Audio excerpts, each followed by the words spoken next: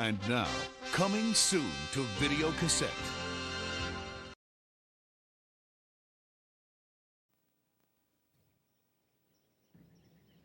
It could have been just another Sunday, another quiet Hawaiian day of rest, while the turmoil and pain of a great war in Europe was, in fact, a half a world away. The great ships of the Pacific Fleet lay at anchor, the pride of America's Navy. It could have been just another Sunday, but it wasn't. It was Pearl Harbor, December 7th, 1941, and for Americans, their war had just begun.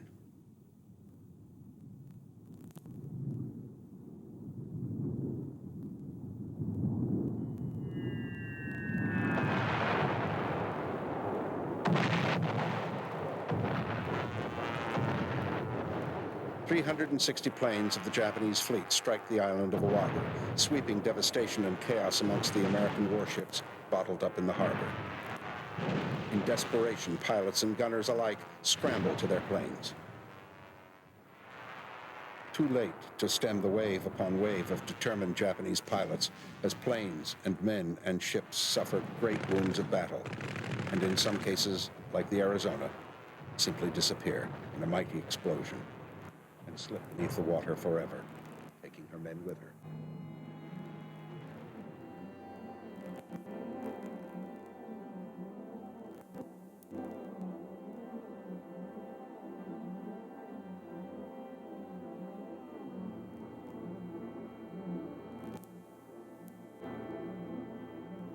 By sheer good fortune, 3 carriers of the American fleet are at sea that fateful Sunday morning. For the moment, the Enterprise, the Lexington, and the Saratoga are all that stand between the shores of North America and the dedicated aims of the Japanese Empire. That and a handful of submarines are given the awesome task of standing watch across the vast Pacific and holding fast, whilst a hurt and confused nation is to catch its breath and prepare to defend itself. The initial victory over the Americans inspires the Japanese war machine as they sweep across Southeast Asia and the Pacific. To an exact and well-planned timetable, the combined air, sea, and land forces of Imperial Japan set in motion a strategic military conquest of Asia and the Pacific.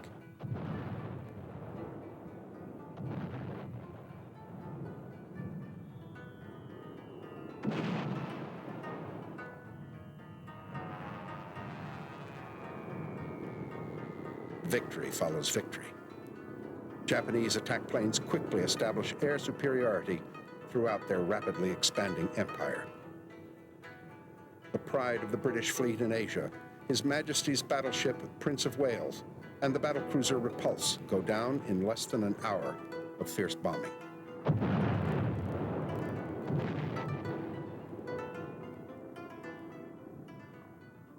The great naval base at Singapore suddenly becomes a base without a fleet.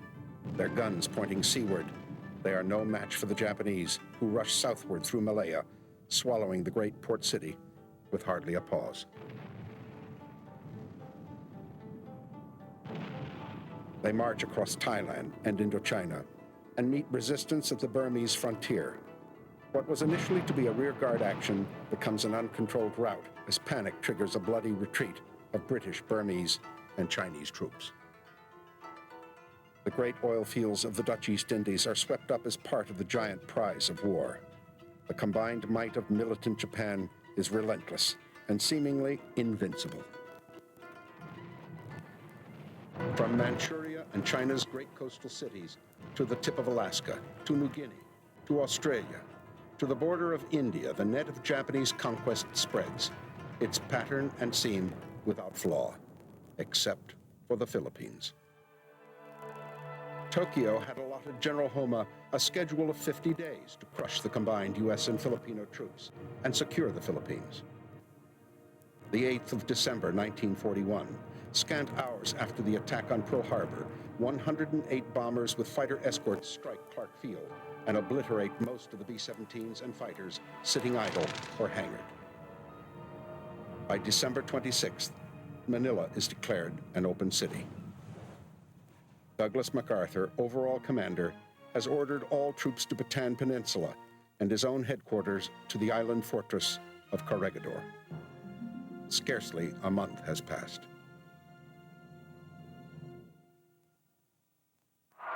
In their plan to subjugate the peoples of Asia, the Japanese have often found ready supporters amongst the European-dominated colonies. But they had counted wrong on the Philippines. Filipino and American fighting men, their backs to the sea, take a stand across the rugged jungle terrain of Bataan and doggedly withstand hunger, disease, and the amassed might of Japan's finest soldiers. 50 days becomes 2 months, which become 4 months, and still the surviving guns of Corregidor offer support to the battered men of Bataan.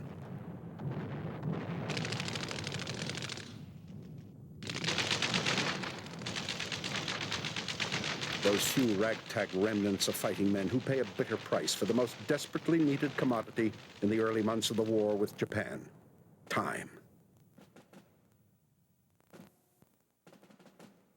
The thinly spread sea watch across the Pacific. The gallant volunteer pilots of the Flying Tigers, always against superior numbers.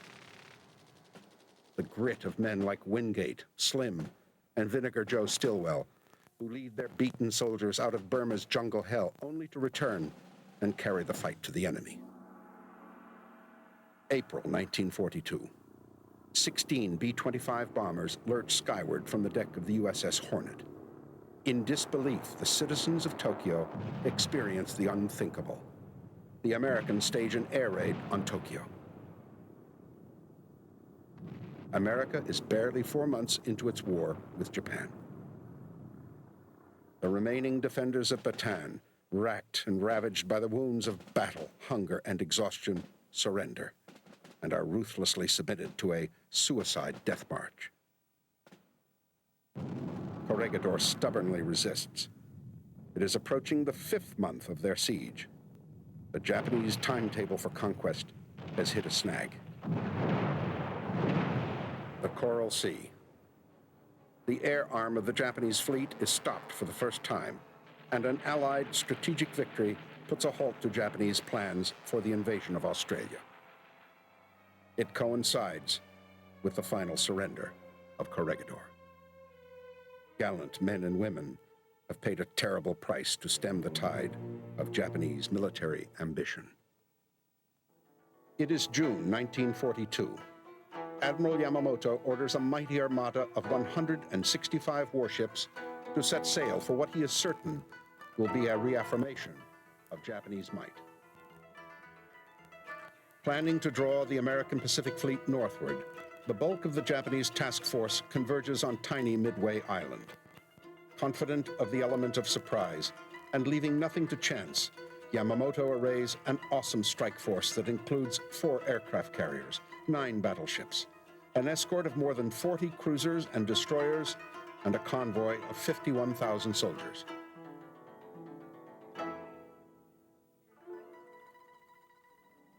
U.S. naval intelligence has cracked the Japanese Purple Code, and discovering the impending threat, Admiral Nimitz hastily orders the American fleet under Admirals Fletcher and Spruance to engage the onrushing enemy. 50 U.S. ships and submarines assembled north of Midway.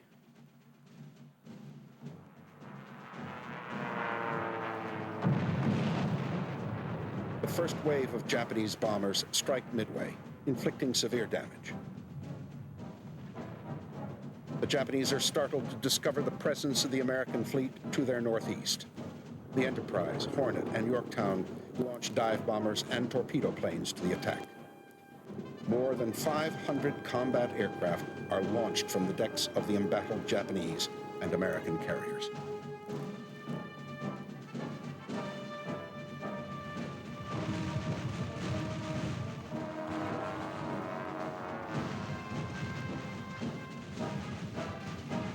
The entire first wave of American torpedo planes are nearly wiped out in an attempt to halt the superior enemy force.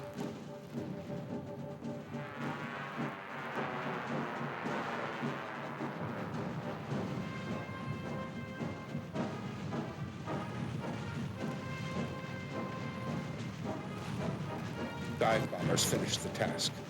In minutes, the Japanese carriers Akagi, Kaga, and Suryu are flaming wrecks. A Japanese counterattack reaches the American fleet.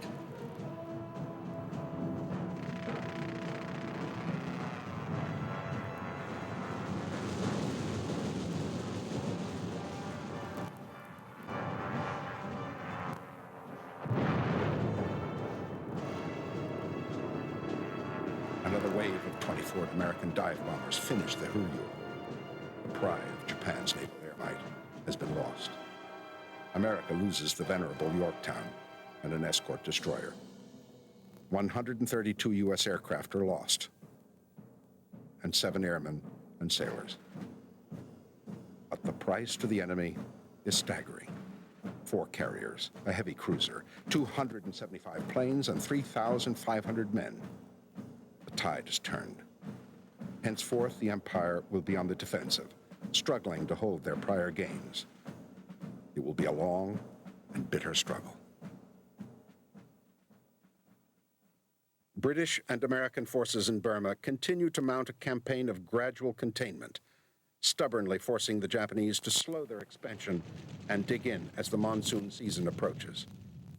Unarmed cargo planes crawl their way upward over the dizzying heights of the Himalayas to haul desperately needed supplies to Chiang Kai-shek's beleaguered Chinese army, while Chennault's flying Tigers harass the enemy from the air. Disregarding the tremendous odds against them, their battered planes rise again and again to engage in bitter dogfights Japan's superior air forces. Japan's setbacks on the sea and in the air have not, however, been shared by the hardened troops of the Japanese army. The war on the land will be the deciding factor. U.S. Marines set the pace of things to come. It is August 1942. An American amphibious force moves against the Solomon Islands. Units of the 1st Marine Division establish beachheads on Tulagi and Guadalcanal. Determined they must stop the American initiative, the Japanese Navy rushes supplies to their island garrisons. Day and night, continuous battles rage at sea and on land as Marines and Japanese troops struggle for every foot of terrain.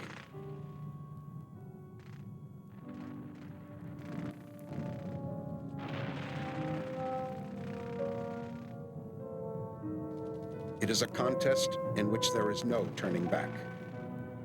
In the end, it is the Marines that are there to stay. March of time!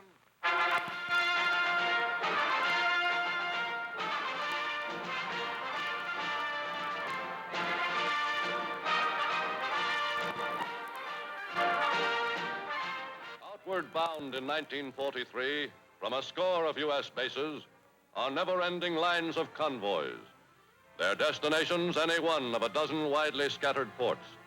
In each vessel's hold are piled tons of the weapons and war materials, the food and supplies which are now pouring out from U.S. mills, farms, and factories. The enormous energy of American industries awakens and is transformed from former peacetime roles. With Herculean effort, they meet the demands of a nation at war, a nation struggling for its very survival. Americans working around the clock without pause gird themselves for the impossible, to meet the needs of American troops fighting 2 separate global wars and simultaneously help to provide weapons and provisions for America's allies. The Army and Navy together will one day be able to bring into the offensive against the enemy the full industrial and military might of the whole nation and all its people.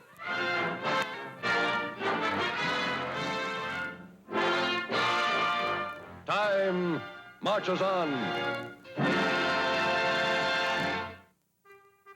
It is 1943.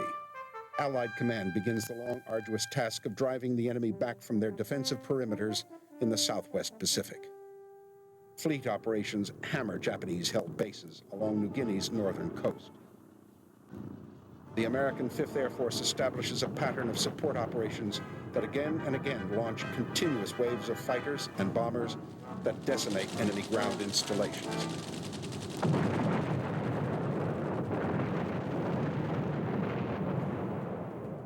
Allied ground forces under MacArthur's command begin the grisly, dirty job of dislodging die-hard Japanese troops dug in along New Guinea's jungle-infested coastline. It is also a war against the savage elements of weather and terrain. Soldiers drag themselves through a sludge of mud and dense vegetation, seeking out an elusive and determined enemy.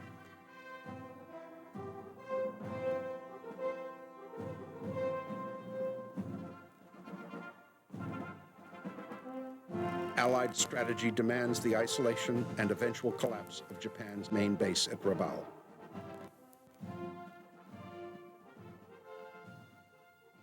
Admiral Yamamoto, quick to recognize Allied intentions, directs units under his command to meet and repulse this threat.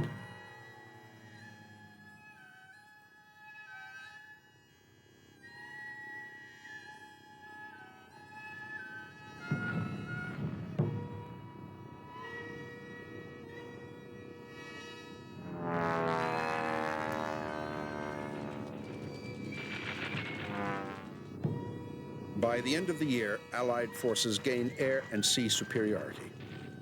The Japanese have lost more than 3,000 planes and pilots. Their ranks of skilled veteran pilots are rapidly thinning, and with the death of Yamamoto, they have lost their most skilled military strategist. Allied attention is now drawn northward to the island chains of the Gilberts, Marshalls, and Marianas. American and Japanese troops will engage in some of the most severe and violent military engagements of the war.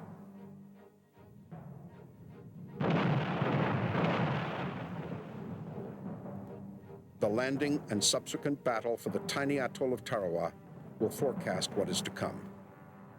Combat veterans under Japanese Admiral Shibasaki dig in and await the amphibious assault of the 2nd Marine Division. In a bitter give and take for a scrap of beachhead, the adversaries battle for supremacy.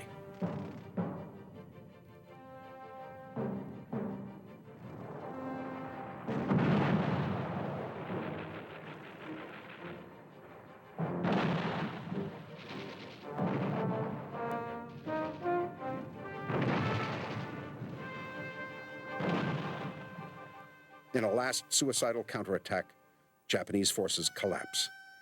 The entire Japanese garrison has been wiped out, save for a handful of soldiers. The drain on the capacity of the Japanese industrial war machine is taking its toll, and that reality is being felt across the empire's long line of defense.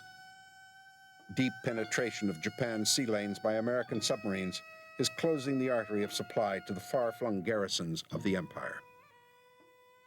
In 1943 alone, over 300 Japanese supply ships are sunk by American subs.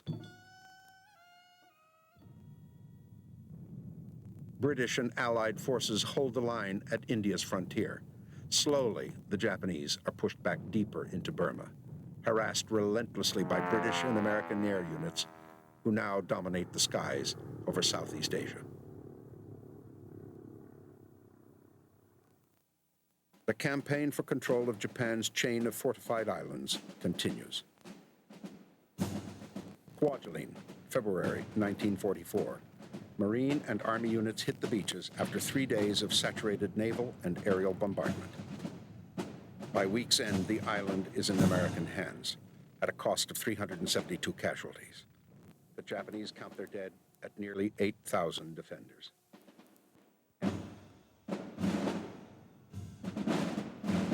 In a Weetalk, 3 battalions of U.S. troops lose 339 men as the price of victory.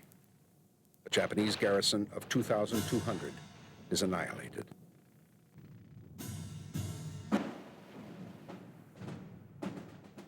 June 1944. Marine units make 8 beachheads on heavily defended Saipan. It is nearly a month of bitter struggle before the island citadel falls.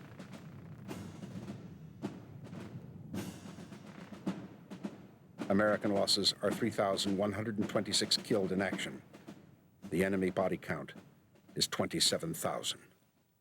Alarmed by the rapid successes of American amphibious units, Admiral Osawa orders his carrier strike force into the Philippine Sea to search for and attack American naval units. he urges his attack force of 9 carriers, 5 battleships, 13 light and heavy cruisers, and 28 destroyers to full combat readiness. It is June 1944, and what had been a mere skeleton of American sea power only 2 years before is now an awesome force to reckon with. Carrier Task Force 58, backed by the battle fleet of Admiral Spruance, numbers 15 carriers, 7 battleships, 21 heavy and light cruisers, and 69 destroyers. U.S. planes outnumber the Japanese nearly 2-1. The encounter is to be the last great one-on-one battle of aircraft carriers and Japan's last chance to stem the tide of Allied victory in the Pacific. History refers to the engagement as the Battle of the Philippine Sea, but the American pilots will always remember it as the Great Marianas Turkey Shoot.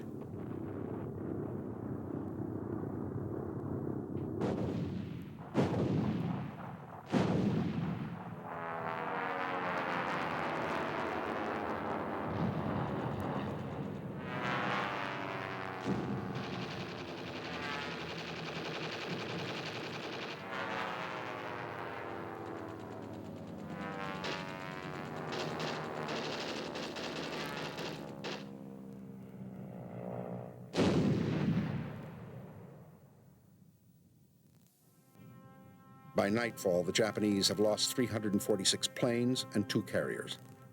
Osawa hastily withdraws. The following day, another carrier is sunk and an additional loss of 65 planes. The Americans have lost altogether but 30 planes and the loss of not a single surface ship. The dream of empire is doomed. The American timetable is stepped up. A mighty armada of more than 700 ships bearing 200,000 troops is preparing for their massed landings on the beaches of Leyte, the Philippines. Aware that the retaking of the Philippines will isolate Japan and cut off supply lines of oil from the Indies, it is determined that at any cost, the liberation of the Philippines must be stopped.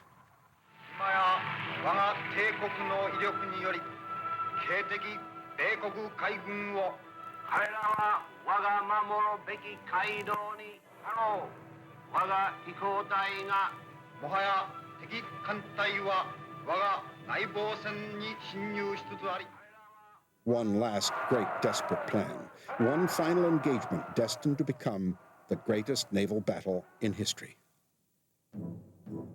4 separate fleets under Admirals Osawa, Kurita, Shima, and Nishimura are to converge on the central Philippines, to lure from the beachheads U.S. naval support ships and effect a surprise strike at the amphibious forces.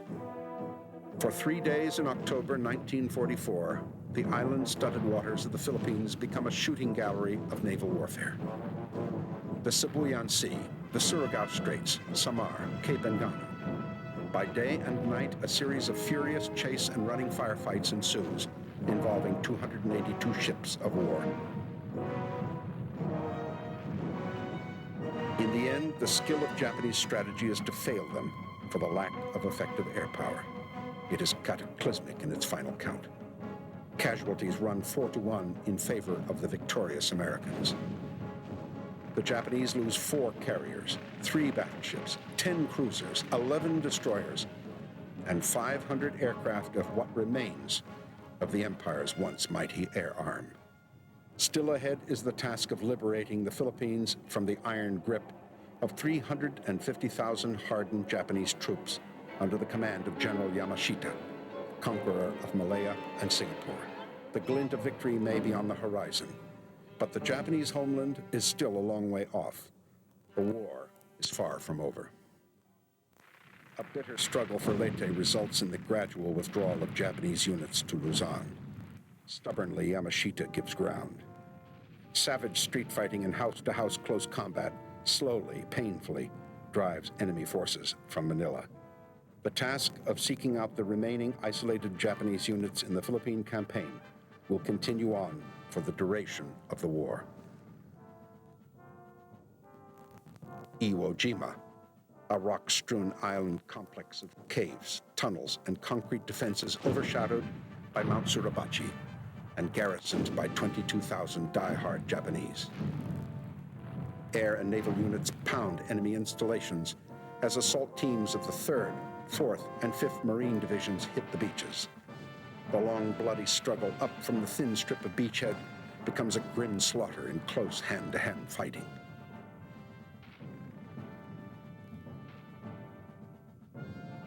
A suicide kamikaze breaks through the intense hail of anti-aircraft fire and bursts upon the deck of the Saratoga, destroying 42 planes and killing 123 men. Only 212 of the Japanese garrison survive, preferring death and the strict, unyielding code of Bushido.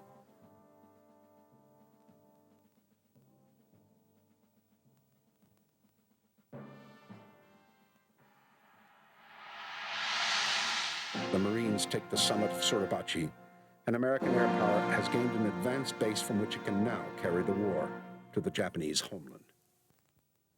April 1945. A great fleet of Allied ships prepares for the assault on Okinawa.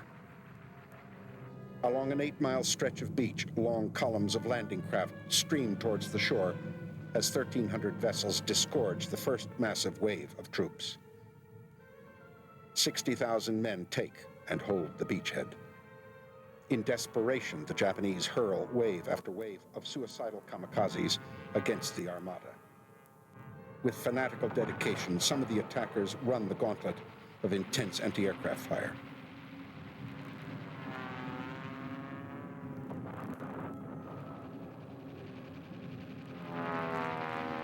The Yorktown and the Wasp are badly damaged, as is the carrier Franklin, which is towed from the scene, her crews valiantly struggling to quench the flames and save their ship. In all, the Japanese are to launch more than 3,000 sorties of suicide planes and pilots. The results are severe. 21 U.S. ships sunk, another 43 permanently put out of action.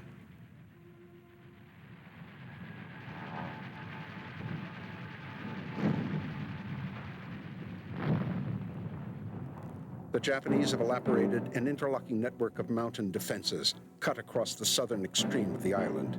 It is here at the Mashinato Line that American forces will face stiff and fanatical opposition. In less than 3 months of savage combat, the toll of Japanese dead will exceed 120,000. Many sealed in caves, refusing surrender. Many more as suicides, who will simply leap to their deaths from high cliffs. Allied forces draw Japan's net of empire ever closer.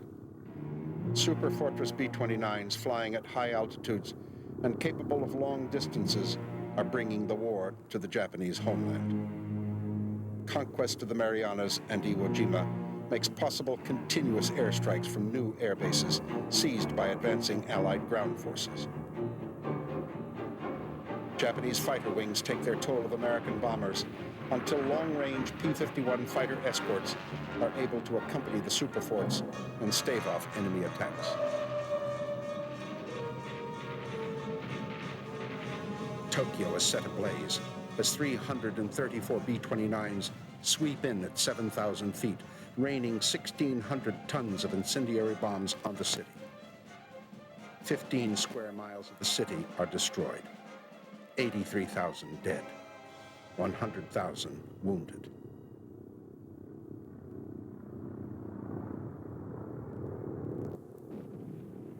The operations continue over Nagoya, Kobe, Osaka, and Yokohama. The morale of the Japanese people sinks to its lowest ebb. Millions are homeless. Food is scarce. Japan is ultimately under siege.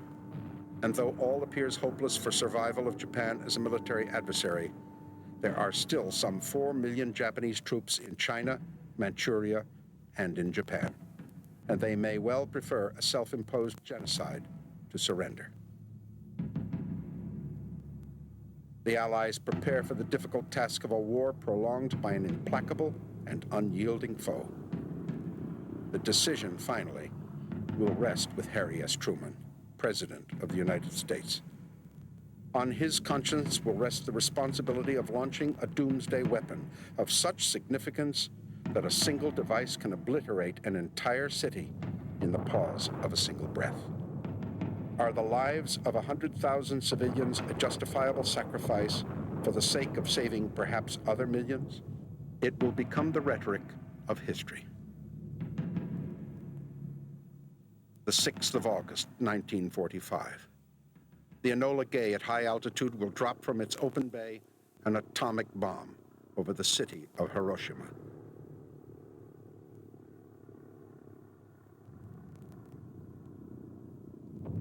In a flash and rush of burning wind, 78,000 people will die.